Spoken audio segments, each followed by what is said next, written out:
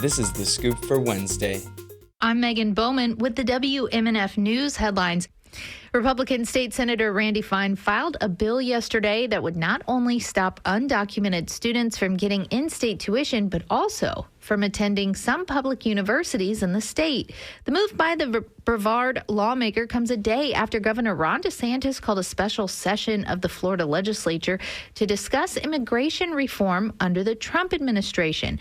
Fine says that if his bill passes, undocumented students would be kept out of larger, more competitive universities in Florida, like the University of Central Florida.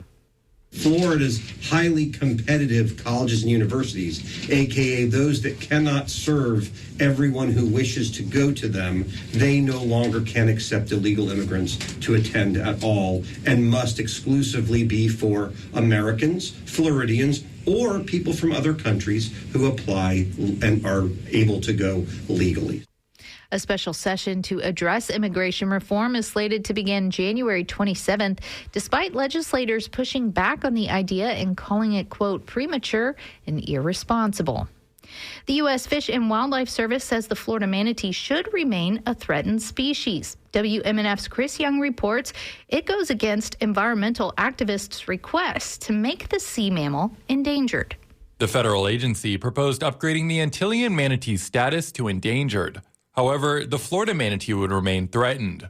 The two manatee species were downlisted from endangered in 2017. Billy Brooks is a fish and wildlife biologist with the Fish and Wildlife Service. In our analysis, not only we look at the threats, but we are also looking at all the conservation that's being implemented. FWS projects a low chance of extinction for the Florida manatee in the next 150 years.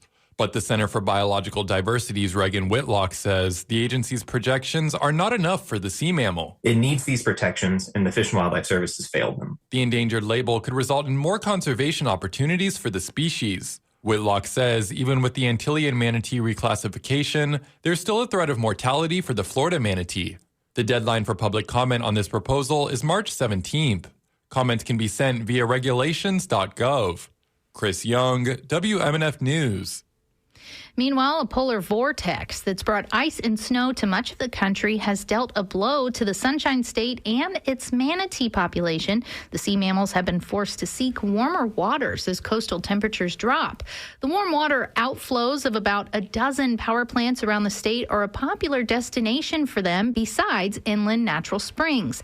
Manatees have been attracted to the warm water discharges for decades and follow a watery travel route that mother manatees have taught to manatee calves. Public viewing areas are located near power plants in Riviera Beach, Fort Myers, and Apollo Beach.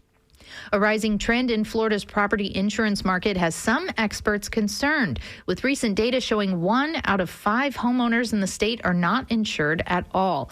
Central Florida Public Media's Lillian Hernandez Caraballo has more on the story. The trend is at an all-time high, with data from LendingTree showing that about 20% of Florida homeowners are opting out of insuring their homes. This recent study was done by LendingTree's Value Penguin, a research site. Experts say this is a direct result of the state's property insurance crisis and are calling on insurers to the market for lower premiums. That was Lillian Hernandez Caraballo. She's a Report for America Corps member. Insurance premiums for flood insurance policyholders in Fort Myers will be steeply discounted later this year. After eking by over the years with a 9 score on FEMA's community rating system, the lowest rating that still allows for a modest discount, the city was notified recently that its rating was upgrading, and now policyholders can get 20% discounts beginning October. With wind and auto insurance soaring over the last few years, the discount will be a much-needed blessing for the some 6,000 policyholders in the city of Fort Myers.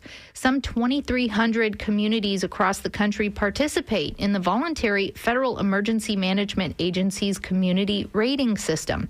The system recognizes and encourages best practices to mitigate future flood claims. The National Weather Service says to expect clouds today with a high reaching 66. Your low tonight is around 51. Expect similar conditions tomorrow.